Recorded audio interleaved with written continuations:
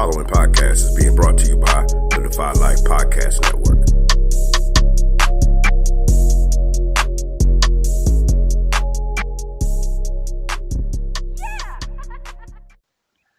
Today on a very special episode of the Defy Life Podcast, Gerald Hedrick sits down with two-time Paralympian and current trainer James Roberts, host of the Mindset Game podcast. Check it out.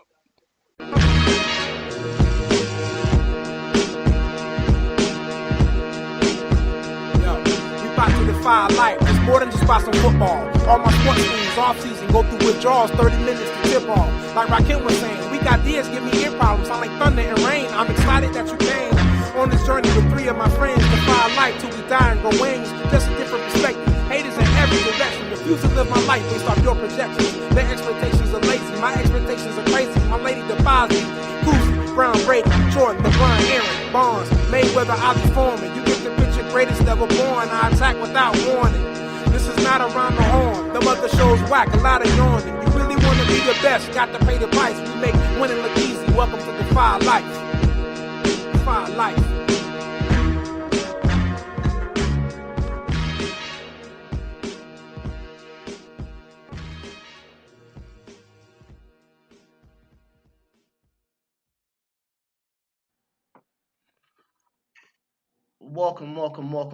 Welcome.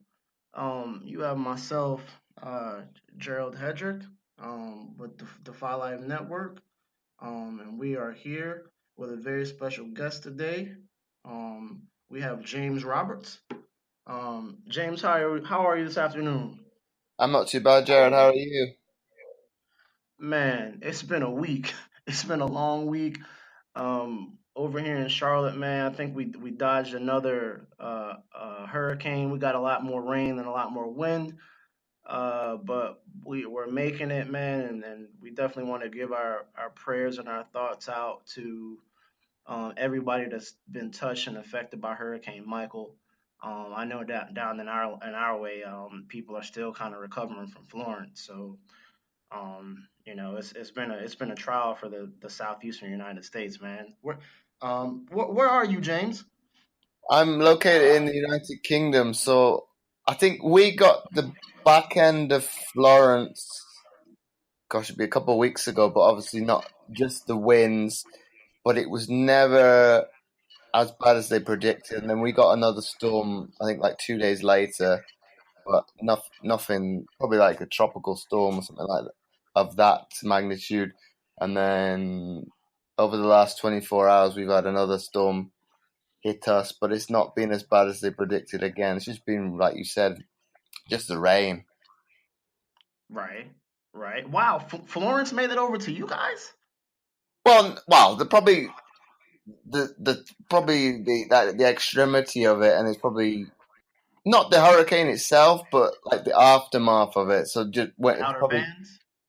So like the outer bounds of it, and then it's traveled across the Atlantic. I think it was at most maybe 50-mile-an-hour winds. So even for us, that's nothing. Wow. So what type of are you guys like? What type of storms do you guys get out there? Is it just do you guys get hurricanes and like tornadoes and stuff like that too? No, we won't get if we got a hurricane. I don't think we'd be prepared for it. I think the highest kind of storm we will get is probably a tropical storm, or gale force winds. So you're talking, I think the most I've ever seen is probably 100-mile-an-hour winds. I think we've had higher, but I've been out of the country, so I don't know what that actually feels like. Wow. Well, hey man, definitely, wherever you are affected by these storms or whatever, you're in our thoughts. You're in our prayers, man. Please email us at defylife.com. Anything we can do, we'll definitely try within our power. James, I'm excited to have you, man. I know, sorry, this is our first time speaking, but I know you have some affiliation with the network. Why don't you give me a little bit? Tell me a little bit about yourself, man. I've visited actually your site, man, and it's I think it's safe to say, man, I can't outswim you, and I probably can't out paddle you, man. God, you're an Olympic athlete, man. Why don't you tell the listeners a little bit about yourself? Well, a brief story would be two-time Paralympian, online trainer, and obviously I host my own podcast as well called the Mindset Game Podcast. But to kind of expand on that, I was brought up in a household. My father was in the U.S. Air Force, and my mother worked for NATO, which is the North Atlantic Treaty Organization. So I actually grew up overseas on a military base in Belgium until I was about 19 years old. So I didn't come back to the UK until I'd finished high school and to go to college. So my affiliation with the UK is, gosh, what we know. I've only been back in the United Kingdom now 13 years. Oh wow! So you've got to do some traveling and all of that there. Very much so. Well, I won't say I've visited every country on the European continent. I'd like to thinking about it, it's probably maybe about 50%, maybe a little bit less. But I've definitely got to travel, be it because of where I was brought up, but the athletic background helped as well. So I've competed in the US, Egypt when I was a part of the volleyball team, China when I was rowing. So virtually every continent I've competed on. Wow, man, that's amazing. What's a couple of your favorite places to compete? I'd definitely say China would be up there because if it hadn't been for the Paralympics being there, I probably would never have got to experience the culture, the country itself, because you're thinking, well, it's a superpower in essence, but it's still very much got that communist feel to it. So I think the draw would be because I competed there. But I think since I've been, it's like, well, how has it changed? Gosh, now we're 10 years on. How has the actual country changed itself? So that would be maybe interesting to go back. And then the other one would be, I would say probably competing at home, be it, gosh, international competitions we've had in the UK or more specifically London 2012, because I know my immediate family had the opportunity to go to as many competitions that I competed at in international level as possible, but it gave maybe my extended family and friends who possibly don't have the resources financially to be able to travel to these exotic countries the Right. opportunity to compete at the highest level. So I'd have friends from university that went to the games in London. Some were volunteers as well, so that was quite surreal and funny. I think I bumped into one of them, and I hadn't seen him for a couple of years. Right. God, that's insane, man. Like, um, traveling the world, competing, you know, and you're representing your country. Like, that's gotta feel like. I'm gonna, cause I can go on forever, man. So I'm gonna, I'll just say like, if this guy isn't defying life, then I don't know why. Like, what do you call that? If you guys check this gentleman out, he is amazing, man. Let's get into these questions, cause I haven't even gotten into the interview questions. That was just for me. Like, so let's get into what we're here to talk about for the listeners and the audience, man. Um, I guess, so appreciate some of that background, man. I definitely wanted to. I was so intrigued. Like, I was like, man, I gotta learn a little bit more. I read through the whole site, man. So, and it's definitely dope, man.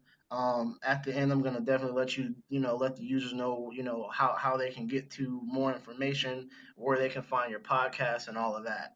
Um, what what are the most important lessons that sports have taught you? I would say self-discipline, respect, the willingness to not give up. That was definitely what it would give me. I think maybe as a younger athlete, I maybe didn't appreciate that as much. If we go way back to when I was a swimmer and as a teenager, I had that very much a kind of an egotistical mindset as how I perceived my results. I would be quite satisfied with just beating people in my heat and not actually how would I word this? Content with kind of trying to do my best and trying to get PRs, personal best, and things like that. But then if you kind of progress through my career and you kind of go to the elite level, I could probably get away with that kind of mindset, because at the end of the day, if I don't beat my time, be it at World Champs or the Olympics and Paralympics, people will forget the times, they won't forget the winner. So I think in that one, I would say, okay, you could have a shift in that. But then to kind of come to my point there, Jared, in terms of having that mindset, I've had the shift definitely as I progress in my career, as you've got to have a successful mindset. It's got to shift at times. You can't be so focused on just beating other people, because that's only going to get you so far. And there are going to be at times you're going to not regret your time within the sport, but if you kind of reflect and reanalyze your goals, you could probably switch from, say, a growth mindset to that of a fixer and kind of go from one to the other. But I think having that egotistical mindset, you're kind of fixated and stuck in that fixed mindset. So I definitely have shifted beyond that and kind of have a more of a growth mindset now. Right. So from that egotistical mindset, even to a growth mindset, like what's more for you personally? What is more edgy for you? Like what do you like more? Do you like to compete against time and yourself, or competing against actual other athletes? I would say it doesn't answer your question, but I would say you need to, as an athlete, I think it's best to have a bit of both, because there's going to be times where you need to go against yourself and have that self-motivation and that self-discipline to want to improve, Right. for the betterment of you as an individual or the team. But then obviously when it comes down to competition, you need a little bit of both, because that's going to get you the edge to, I don't know, I think it will come down to how you psych yourself up mentally. Right. Be it everybody's got their own rituals and routines, how they get up for a game. Yep. I know coaches in the I'm past. gonna ask you yours. I probably did in the past, and it would be very much focused around music. Right. But mine is very complex, because I could listen to, and we'll actually go into the genre more specifically, say hip hop and rap, to get my adrenaline going. Right. But on the flip side of that, I can listen to that kind of music to relax me. So I think, or kind of listen to the words more intently and look at the meaning of them, and maybe look at that from a motivational standpoint. But I think using that essence of using the outer motivation and kind of using other external factors to motivate you now. I know one of my coaches did that when I was in rowing. He would get me to imagine, be it, oh God, what nationality was them? Say the Brazilians, for the example, was in the actual training center where I was training, and I was going head to head to get that, what we call in sport, that 1% extra out of me, and I could visualize the person being next to me. So I think, to answer your question, it's probably a little bit of both, but at times it's trying to find what is your driving factor, wanting to get that goal you have in mind, that what you are aspiring to, maybe as an athlete, do you need an external motivator to get you to that goal? At times, that's probably not a good way to do it, because if you get demotivated, and I don't think that is even a word, but it's going to come to you, because there's been at times with me, and I'm thinking even in the last couple of years, now doing wheelchair basketball, I've kind of passed the buck and put blame on other people as to why I'm not getting as many minutes.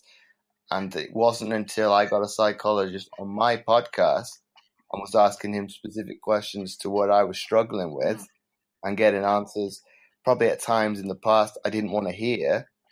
And I think probably that day it was clicking and resonating with, well, the answers I'm getting back, well, if I'm kind of doing plan A, that's not working, whereas I'm not looking to do the other, say, plan B, plan C, either going in the gym more often, getting fitter, putting up the shots to be a more efficient shooter.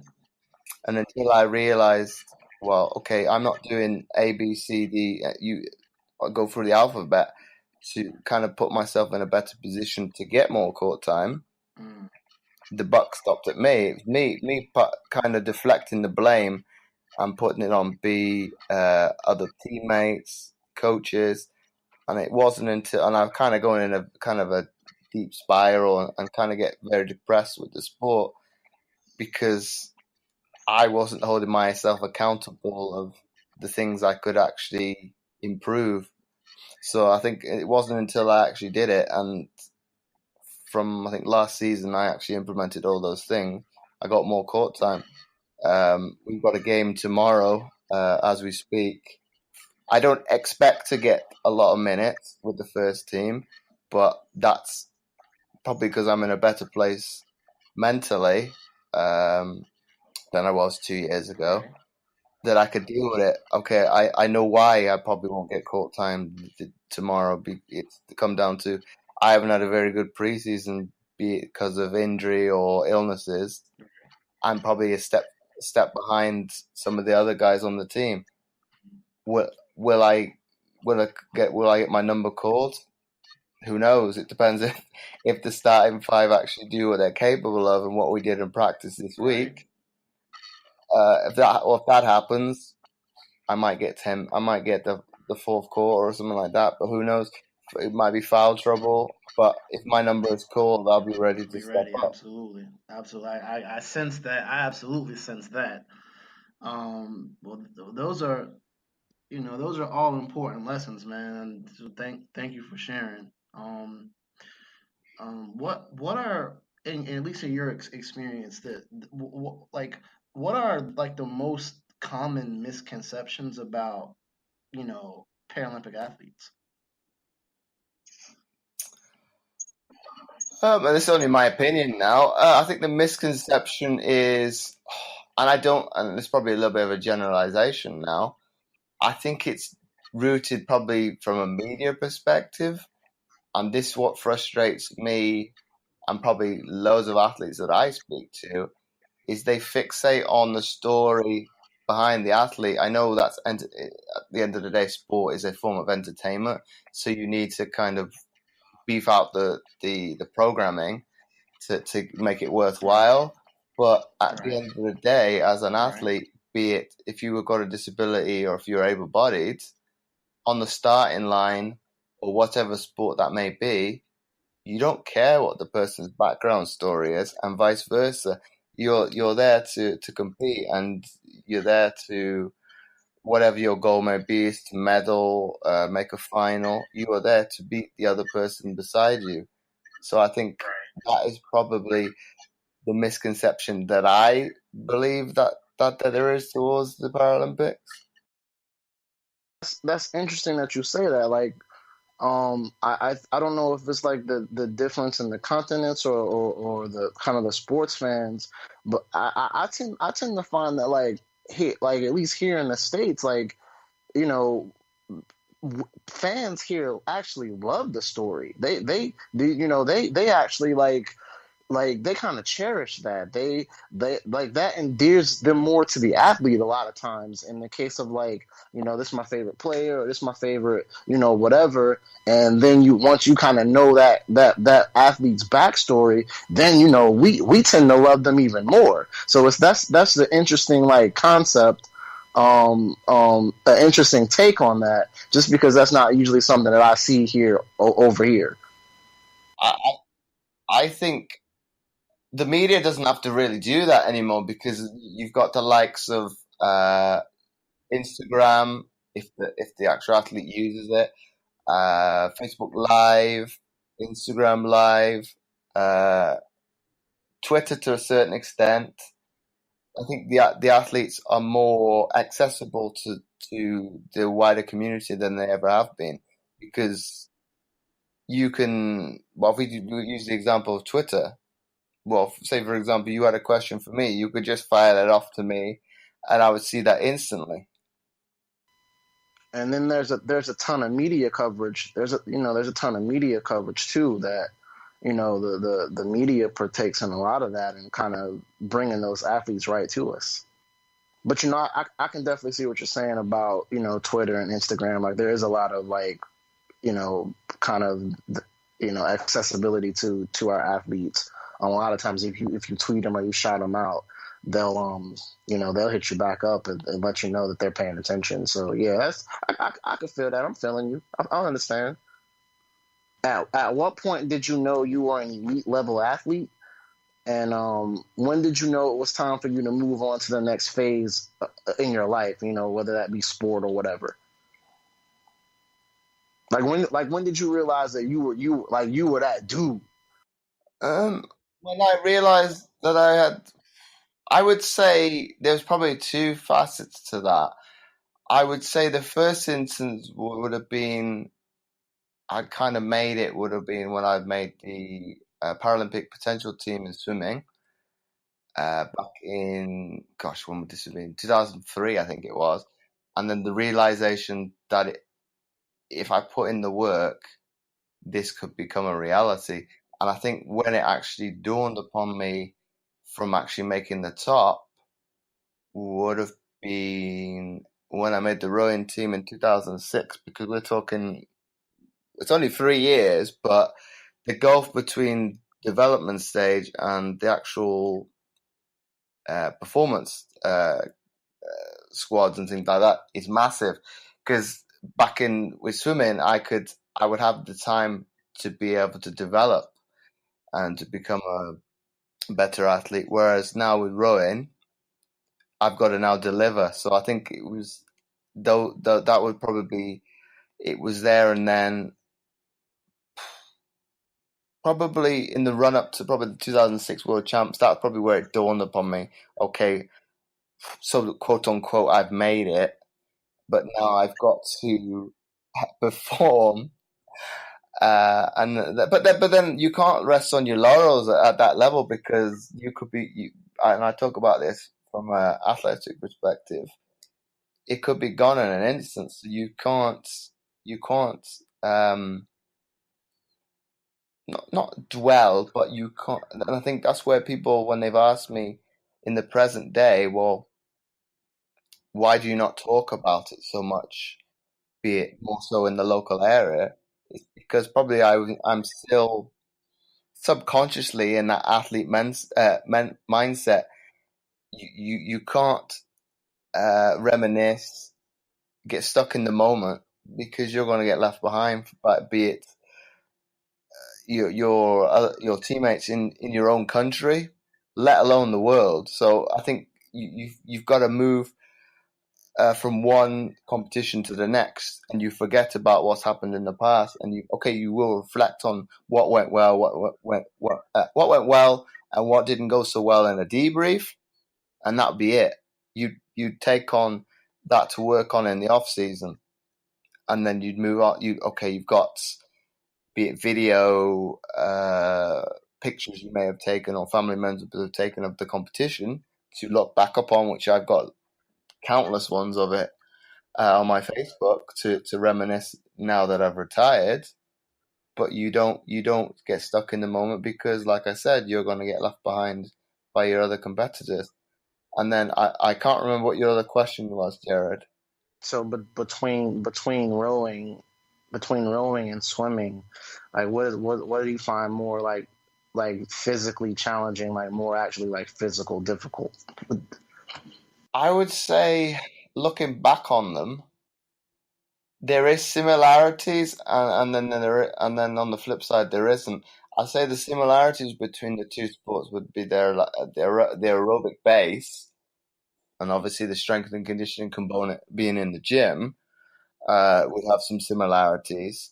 But that's where I think the similarities would stop, because if we kind of delve deeper with rowing, oh gosh, how many facets are there to it? It's got an aerobic components, anaerobic, power element, and then an endurance one. So it's, as a sport, it's probably I won't say it's the most brutal, but it's up there. And in terms to answer your question, which should I enjoy the most? I would say probably rowing, but then that probably helps that it's most of the year. Fortunately, that I'm in the United Kingdom, we're outside, so you'll get the seasonal changes of the environments, which I think helps with training because it's not monotonous. Whereas I think swimming, and I've talked to other swimmers about this, this is probably where I didn't loathe training, but at times I did hate going to practice. So I think, and I kind of go beyond that to explain to the listeners, it doesn't matter what swimming pool you're in any part of the world, they are all the same. Be it if it's 25 meters, 25 yards, 50 meters, 50 yards, the inside of a swimming pool is the same. So, okay, the building around it may be different, but for training, you could be anywhere. So I think that one, it was very, looking back on it, I say monotonous. I was probably not so much at the time, but there were facets of training I hated. The only aspect of swimming I probably miss when I left it was the competition.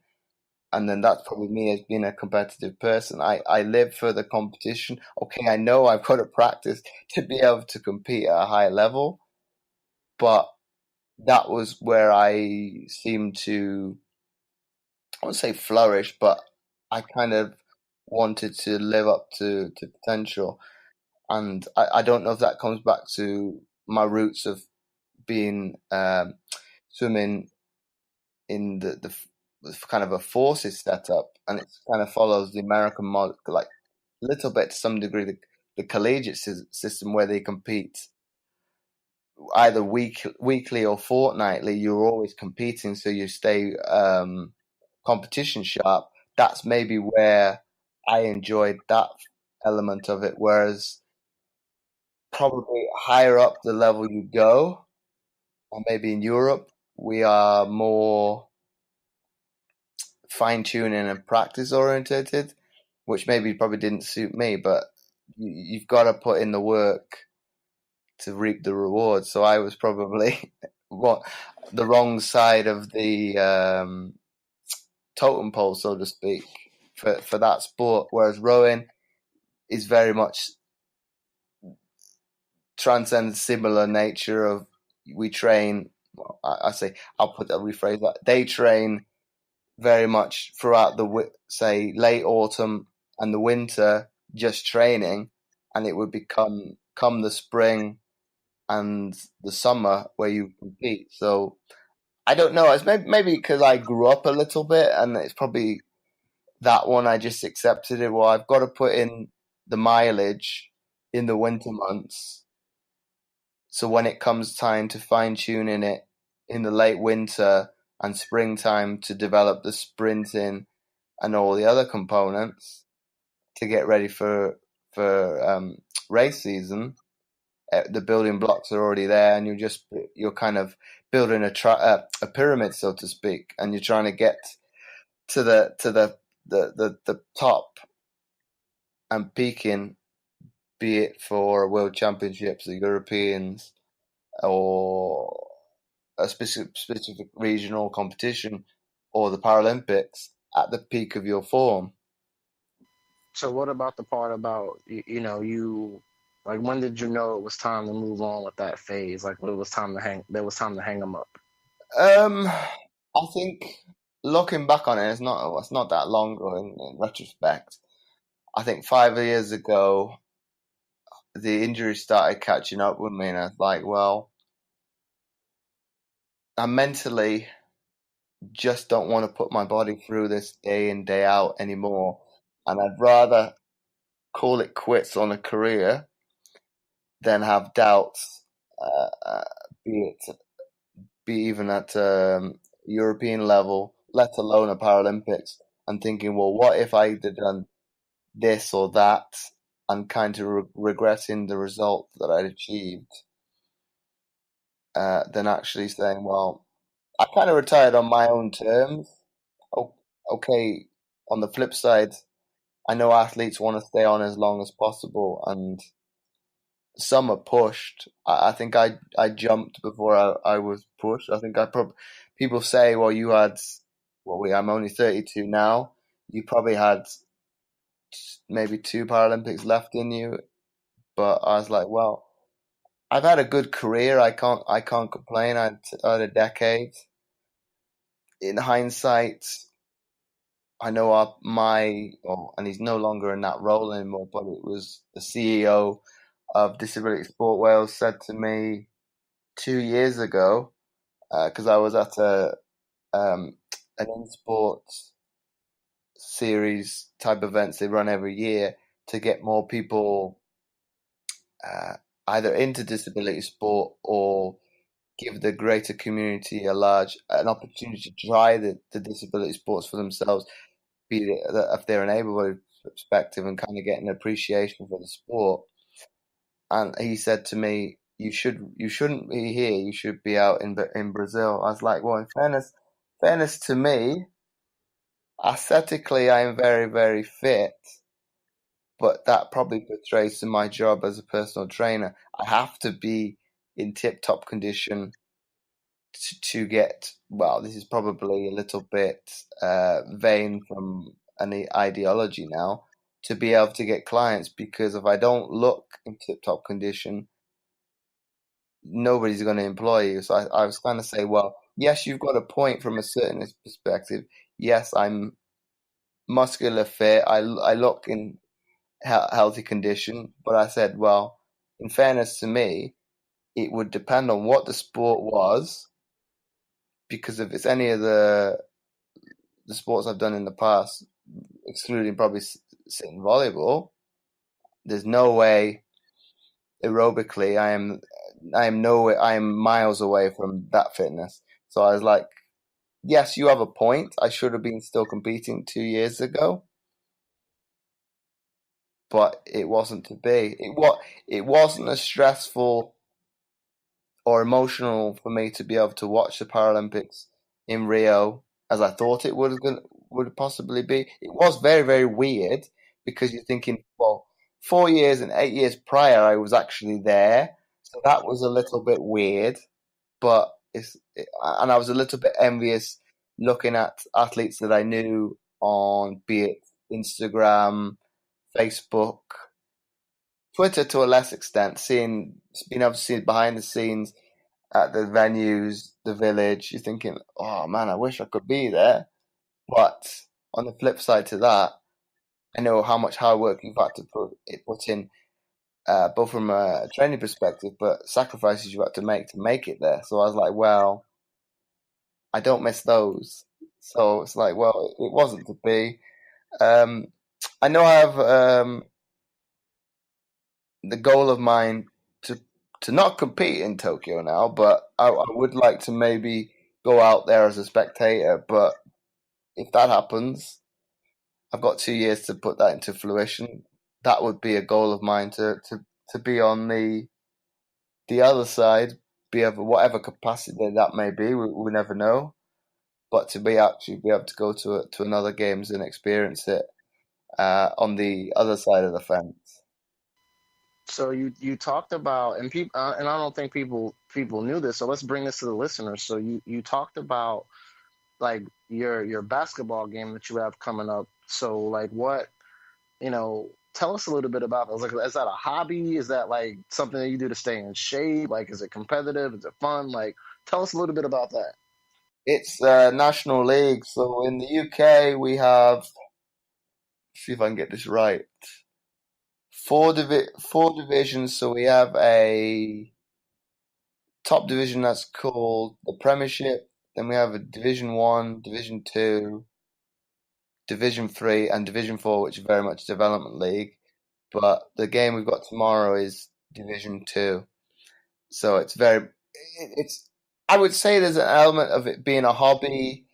It's for fun, but there's also that element of competition because, well, my head coach is also a Paralympian as well. So if I don't pull my weight at times, and he's kind of said to me personally, you're able to take that wrath, so to speak, because you've been in that elite environment where, one, you're not going to answer back to the coach because you're digging yourself your own grave, but you're mentally strong to be able to take that.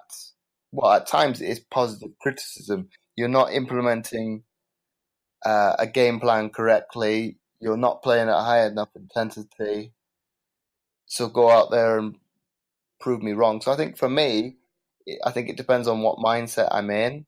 Sometimes that'll yank my chain, so to speak, and irate me. Other times it's motivation and the kick up the ass I actually need.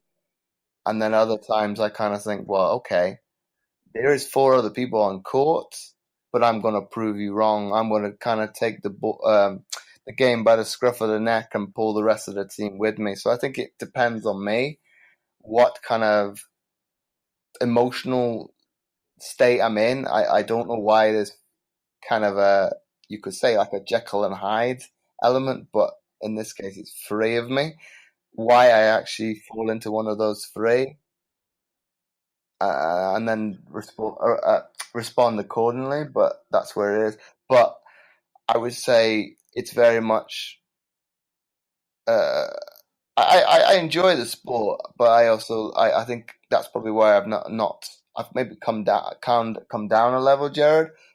But that competitive edge has never left me. So I think I'm willing to sacrifice my body at times, it perplexes me at times.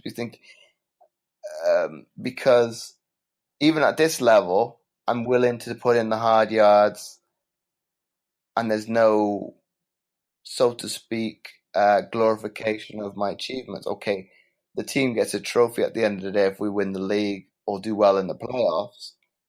But at the elite level, I was getting financial reward for doing that as a job. So that one, it's like people, I think, lower down kind of don't comprehend at times. Why do you do that to yourself when you're not being paid retrospectively? It's like, well, I think it comes down to that.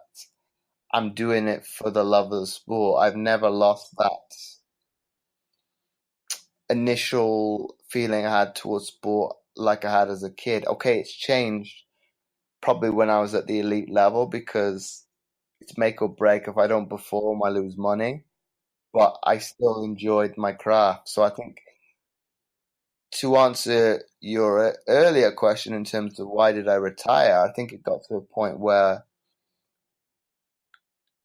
I wasn't enjoying sport. So I was like, well, if I'm not enjoying what I'm doing day in, day out, I'm going to hate sport at a low level, let alone doing it day in, day out at the top level. So what are the most common mistakes people make regarding nutrition and training? I think before I answer that question, I'll come to that other point that you raised. I think in fairness to probably Jordan and, say, other able-bodied athletes, I think that transition is very difficult to make from sport to sport because you've got to become so specialized now in your trade. Whereas I think James, disability sports, is maybe not got to that level from maybe a biological sense just yet. I think it's gonna get there in time. Whereas but the athletes, I'm not one of a kind in terms of that. I know countless athletes have made seamless transitions like I have, and have been more successful than me. So I think, in fairness to the able-bodied population, I think it's at the moment it's probably easier to do it when you have a disability. I'm not saying it's that easy to do, but in fairness to probably anybody that's done it in an able-bodied perspective, it's probably a little bit easier. But coming on to your point, Jared, in terms of what I see the most problem people have with nutrition and fitness, I think you could probably lump them both together, and it's coming down to, and what I've touched upon probably the whole episode, is that mental approach. Because I think most people have, and gosh, we're not that far away now. We're only about 3 months away from it being the new year again, and people having a New Year's resolution to quit smoking, lose weight, whatever goals those may be. But you are,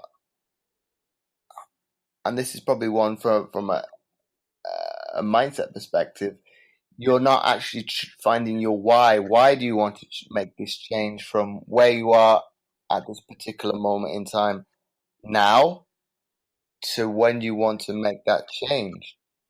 In most cases, people are not going to find that why in the next 3 months. And those are generally the people, and you could virtually call it like clockwork, they're probably going to be in the same position 12 months down the line, because they're not reflected on and really delved deep enough to see, well, why do I want to make this change? Could it be you want to be able to play in the backyard with your kids? Do you want to be there, I don't know, depending on what age you are, 20, 30, 40 years down the line, to see your kids grow up and see their life expand, because your health is in such a bad position and deteriorating at this present moment. So until you actually find that deep emotional state, I would say, and probably make you, I think some people have cried on me when they've actually opened up and say, well, this is my why. You will struggle. You've got to have a goal in mind. I think some people probably skip a step and say, well, I want to lose, I don't know, something that's unrealistic, and they don't actually scale it down to something that's manageable, and at times they go it alone. So I think the kind of the 3 stages I would say is, number 1, you've got to find your why. Number 2 is be accountable to somebody, be it a coach, a family member, or a friend, and obviously somebody that's going to retrospectively not lambast you, criticize you if it's not going well. But if you do kind of go off the beaten track, they're going to say, well, they're going to hold you accountable. And then my final one would be, and I can't think of it, what would it be? You've got your mindset, accountability, and then probably that the last one would probably come down to consistency. There is times you are going to plateau. It's not deviating from that plan. It's be it in for the long run. There's going to be times where you're going to have to either alter your goals or tweak something within your nutrition or your training to then get those results again. I think some people get to that stage and it doesn't work, and they look to change it completely. Whereas that's okay.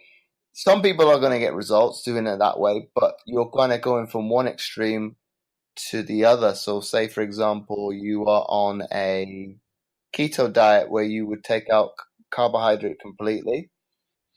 Initially, and I've done this on myself to experiment, you're going to kind of get to a buffer point. I think I managed 2 weeks and then you're craving carbohydrates, I think the general consensus for this is you'll go 2 to 3 weeks and then look to reintroduce carbohydrates. I know some people that be able to maintain it for the rest of their life. So it's kind of finding a quote unquote diet that will suit your lifestyle and won't bring limitations on your body from be it a performance standpoint, lifestyle standpoint, that you are able to function day in, day out in your job. I think on the flip side of that, you've got, say, for example, you went from that to an Atkins diet. Well, now you're taking out protein. You are only eating protein, no carbs, and very limited fats. You're kind of going from one extreme to the other, and the body will react accordingly to kind of want to either retain water, retain some of the fat because it feels that it's under threat from a life or death situation. So it's my response for that. If you pick a diet, quote unquote, I don't actually like the word diet because it's been misconstrued in the modern sense. But finding something that suits you and stick with it and kind of don't really care what other people are saying, be it negative, kind of ignore those comments because they're not doing anybody a favor. Who or what inspires you, James? Oh gosh, that's not an easy question to answer. If we go back to probably when I was younger, it would be for anybody that knows their soccer quite well, would be Ryan Giggs, who retired now, I think about 6 years ago. That was very much when I was a youngster. I looked up to him and kind of said, well, if I can be an athlete and have his longevity of career that he had playing into his 40s, I've done quite well. Obviously, he had his own trial and tribulations towards the end with other stuff related outside of sport. But what he did within the sporting field to play from, I think, his late teens until his early 40s, I was very much in admiration. And then there would be probably other athletes in American sports that I probably looked up to emulate. And then if we go way back, and probably put a reason as to why I wanted to do sports is, as a youngster, and I think a lot of, be it young boys who could relate to this, probably girls so now a little bit more as well. You want to try become an elite athlete. I know once I became a teenager, that was probably an aspiration, probably a little bit too far to attain. But once and we didn't touch upon this in the episode, once my coach, and you probably read that on my bio on my website, once one of my coaches when I was out of Belgium approached me and said, what's your thoughts on doing disability sport? It kind of opened my eyes and opened doors for, gosh, the next decade and a little bit beyond that. Okay, at that time as a teenager, I probably was taken aback by the comments, but if it wasn't for that coach coming up to me and saying those things, we never know where my career path may have taken me. I might have gone a different route entirely. We started this Defy Life movement for those of us who live, their lives on, on their own terms. So this question is simple, James. Like, how do you defy life? Tell us how you defy life.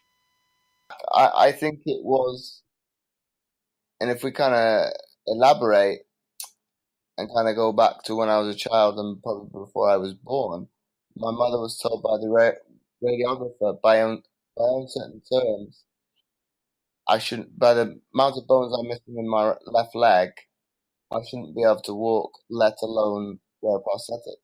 So I think because I wasn't told that as a youngster, I've been very much adaptable to my environment and looking to think outside the box as where I can make those changes and to probably be resolute in my environment.